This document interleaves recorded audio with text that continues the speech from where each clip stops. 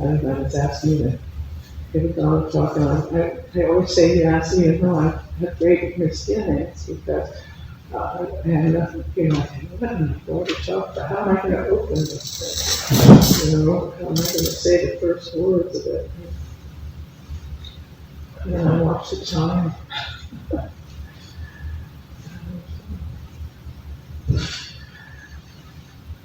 I thought I would talk a little bit about my morning meditation at home, which is not always the same, but it tends to go by seasons. And in the last month or so, I sit on the balcony, which overlooks the forest and mostly forest and rock garden. So the hand of the human being is seen a little bit, but mostly it's the world of the animals of the forest. And, there are many of them. They come around. You don't see them that often in the mornings, you see them in the evenings, but the deer come, and so do squirrels. But what I find, I've placed my chair so that I'm looking out into this very beautiful sort of domed area of the trees, and then this sort of wild but rock garden, but with things that have been planted by human beings. And then the wall of the house, which shows like this. And the sun comes up over here, and first it's like a lantern, and then the light begins to come, and it comes across me. I'm sitting under the eaves, so it doesn't hit me, but it comes to the wall right here. And there on that wall are daddy longlegs. I don't know how to say it, and even it's certainly not in Thai, but it is like a spider, but not a spider. A spider has a very different personality, and the spider has a body that is separated into segments, and that daddy longleg says that it has one little round body. And I don't know, maybe with a microscope you could tell it had other ones, but they have very, very long legs, and they have maybe 8 or 10, 6, 8, 10 legs, and there doesn't seem to be a specified thing. And they sit on the wall as if light comes, and I became very interested in them because they don't appear to do anything. Sometimes they scurry a little bit, and mostly they sit.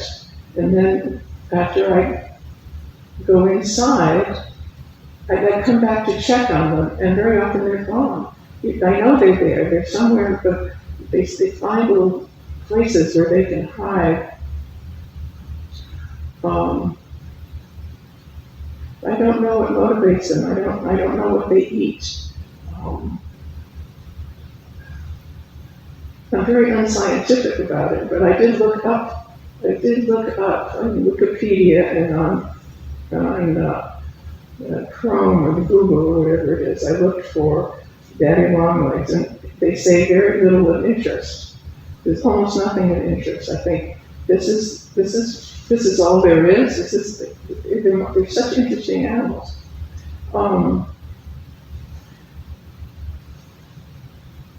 And I find them very much in my thoughts, even when I'm not there. They do not seem to be afraid of me at all, but they don't come on me, they don't climb on me or anything like that. They just seem to sit there, and when I leave, they tend to leave too. And I don't quite get that. That's why I turned to the scientists, but they had nothing to say. So, they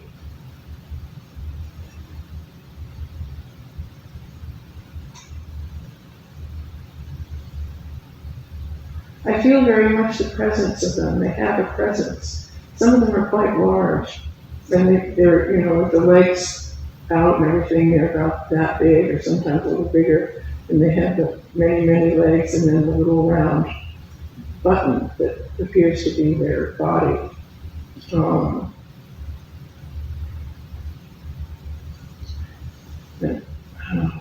This is not a topic that I can much to say about, except that there is some sort of, there is a feeling, and they appear to be aware of me. If I do get too close, like a brush trying to get out through the sliding door or something like that, they move away. But they come back and they sit there with me in the sun as the sun rises. And I should be without thought, but I'm really with these wonderful animals. This is an incredible world. I mean, I don't know where the world begins and ends when you say this world. I have no idea about that makes any sense. It seems to me that the world is immeasurably large, that it is everything, that it encovers everything. And it's like what is called the big mind. But I think of it as, alive with all sorts of things. I mean, and it's everywhere. I mean, it's out there in the universe where the people are, studying black holes and foolishly wondering about life on other planets. When really the life on this planet is really a world in itself. And I feel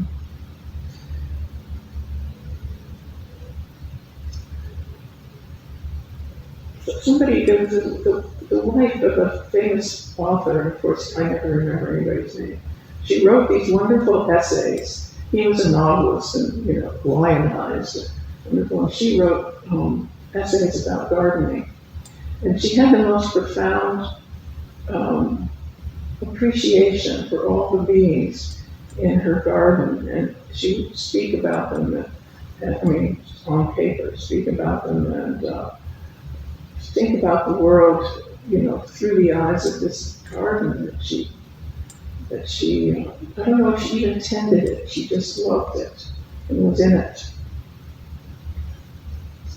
And it's from her that I think of it as like an environment. It's not just a place where plants grow or you plant things or animals come and eat or whatever. It's like a world of being or a world of something. And I can only see it really when I kind of step out of the way. I'm not thinking about myself at all. I don't even have I look it up online to see what I'm looking at, but I really, it is just so alive. And everything I read about it is dead. It's not, it has no life in it. And so they talk about the name of this animal and whether or not that's really what it is and everything. And I'm sure it's very useful to someone. But to me, to feel the aliveness of these, they're not even insects, I have to call them arthropods, because I can't say what they, if there's some sort of special category for them. The fact that they don't seem to have the same number of legs is, it's so bothering to the scientists, but to me it's all right. I think it's quite wonderful. They have these, and they can just reach up and pull themselves up like that.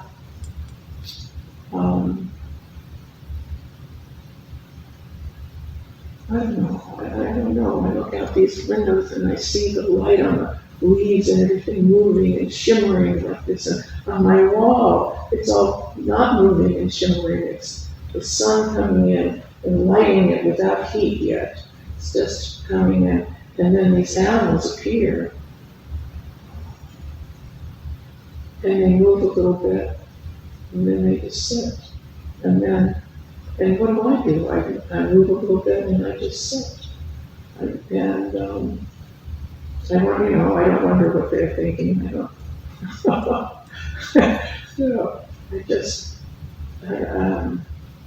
I guess what I feel all the time with animal life is that it's really that we really are the same.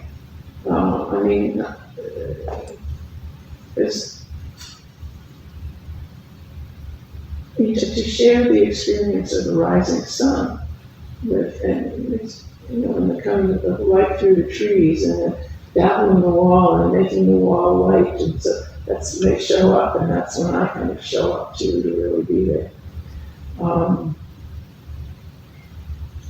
How different are they?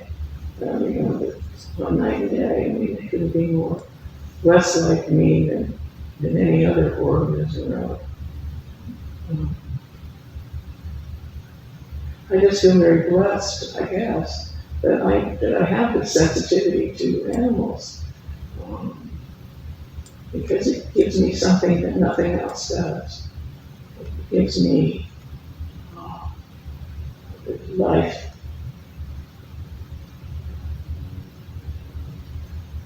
When I was little, I used to look at the flies. I'm sorry, I don't speak Thai. So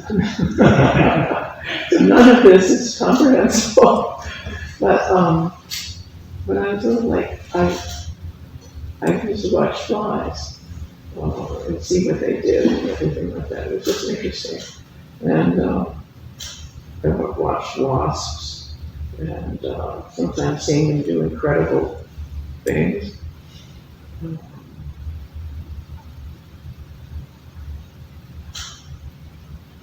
It's it's like you want to say something about it, but there's nothing to be said because it just is, and I feel very lucky to be able to see that. This is what you get when someone is really totally unprepared.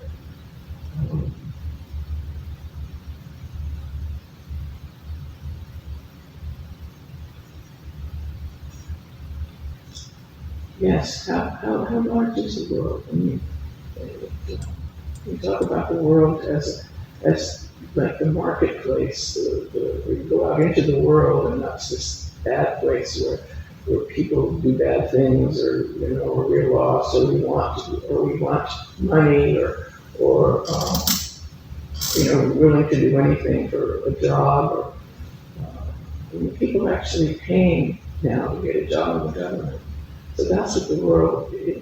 But the world that's just like this little tiny thing in the world.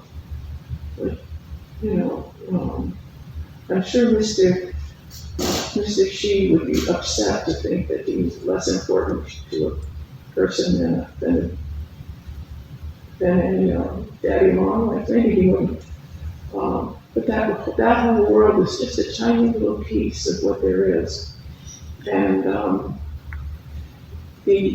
I remember one time talking about, I was here and I was saying that I noticed all the different shapes outside and inside too. All the different shapes of the leaves, and all the different how leaves that have a different shape are really made up by the other shapes that are already here. It's not like there's infinite numbers of shapes. There's only so many. You can make. They come together and they make different things. And I can't remember why I want to say that, except I told him that Tom was here and he talked about this something ratio. And I want to say, no, that's not it at all. There's no ratio. This is the incredible creativity of the universe. It takes what is there and makes something else out of it. And it's like coming here for the first time and seeing what can happen here and how it makes you different. But it's the same. I came in the same form, but now there are all these other parts of me that I know, and that's how I feel when I look out at the world and I look at my daddy longlegs mind, and I look at them in their life and how wonderful and varied it is, and how all the things that they have, spiders have, but they don't look like spiders. They're a whole other thing, and someone is going to call them an arthropod because, for lack of a better way of talking about it. I guess so I'm really talking about this incredible creativity of all the different shapes, all the different forms. And when I read Buddhist texts, of course, I'm about the myriad forms. And that's what I am seeing. But not just seeing them, but seeing how it is that they are myriad when there's only so many shapes. When you look at, the Greeks, really pushed to know that the pre-Socratics, pushed to know the sort of the essence of the physical world and how it works, and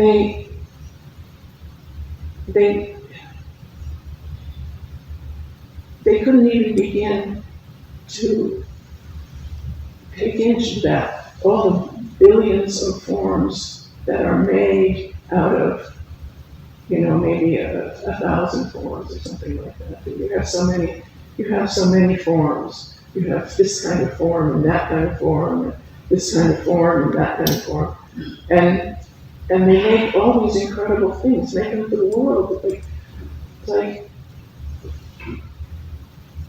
There are lions in the world, and there are scorpions in the world, and there are little daddy longlegses, and there are deer, and there are fawns who are now almost grown up, but you can still see the spotting a little bit, and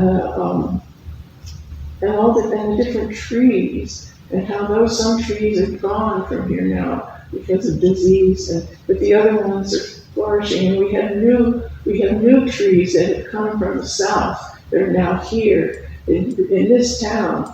When I was growing up here, we did not have those trees. If you wanted to see those trees, you went to Virginia or southern New Jersey or someplace like that. Now they're here.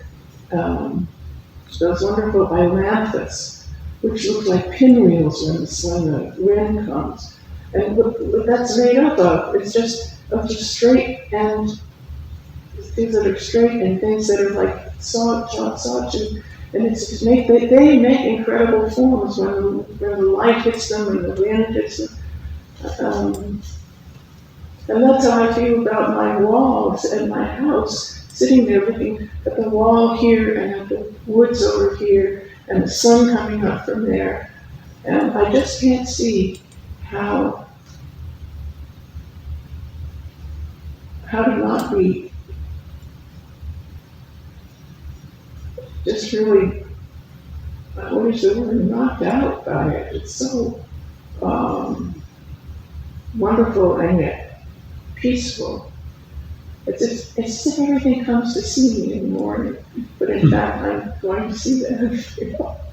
And in winter it's different. I guess I just feel a great love for it and want to share that. I don't have any profundities. I just want to share the beauty of that without actually bringing any daddy long ways here. So that's really all I have to say about it.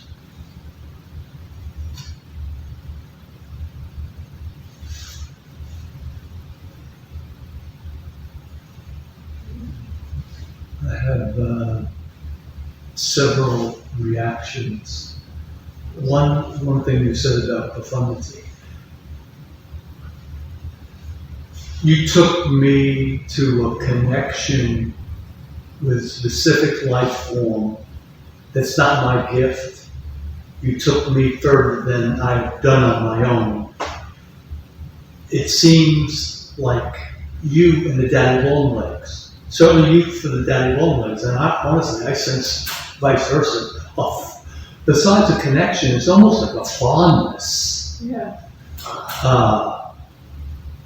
Which is a gift from creation itself. The connection that you have with it. Last night I was watching the news, which is its typical with its typical negativity, and I guess yesterday or the day before, Jane Goodall, who I really just briefly read about, never paid attention because it's not my thing.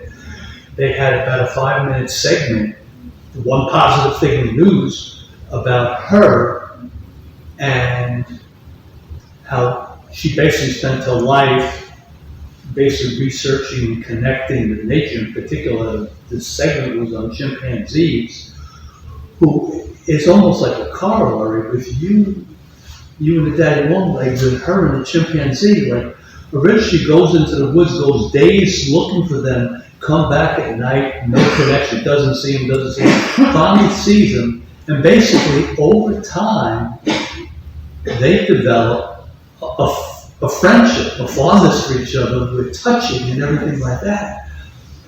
And I just thought, like, here I am the next day, and in a sense, yours is even more, there's a uniqueness to it because chimpanzees, they talk about apes being closer to humans in the evolutionary process. But this is the first time I've ever heard anybody talking about connecting to an insect. But it's life. Yeah. And like I said, I myself, I don't have, if I do have that negative gift, I certainly haven't nurtured it. But seeing that last night probably helped me attune to where you're coming from today. I meant to speak of Jane Goodall. I was going to say, she died. It was a blow to me. Because that's what the thing is. To sit down, yeah. And you mentioned, the environment that you meditate in your house and your surroundings.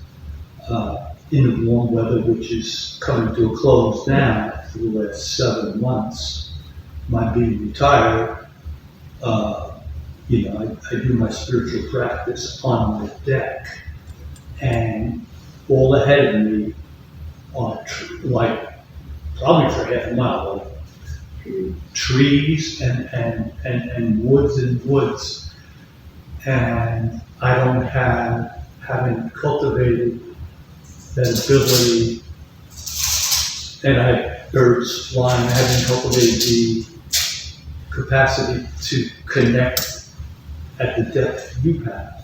But as you were saying, I was saying, well, Bob, there is an aura of peacefulness and at-homeness that I have there. And I'm saying, well, what is it? Lisa's talking about specific fondness. Mine is almost like a comfort level that this is home in a natural sense. I hadn't thought about it until reflecting on what you're saying. There's a happiness when I'm meditating, and it's just not the meditation, it is the environment. And the trees, I think, like as I was considering as you talk, almost like a friendly protection and connection and always there and sturdiness, and they'll take whatever attention I give them and they're satisfied. And it just lends itself to me expressing my practice. And so for me, that's my level of connection, but it does give me a serenity. So you're triggering that. I guess there is, in a sense, not attuned awareness, but under the surface awareness of connection. Thank you. And for being unprepared, for me anyway, boom, you hit home. So wander around for a while.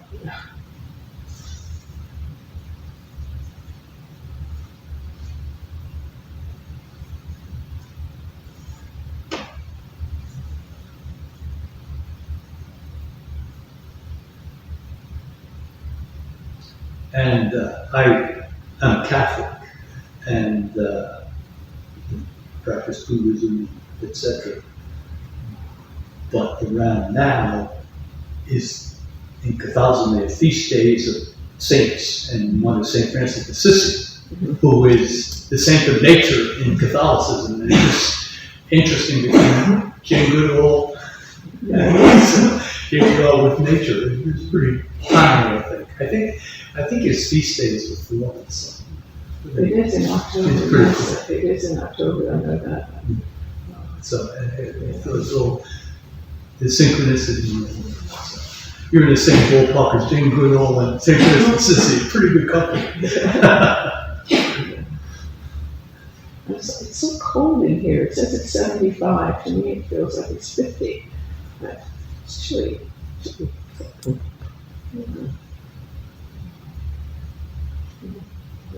Where's my sunrise when I leave? Okay, well, thank you everyone for listening and being patient with me.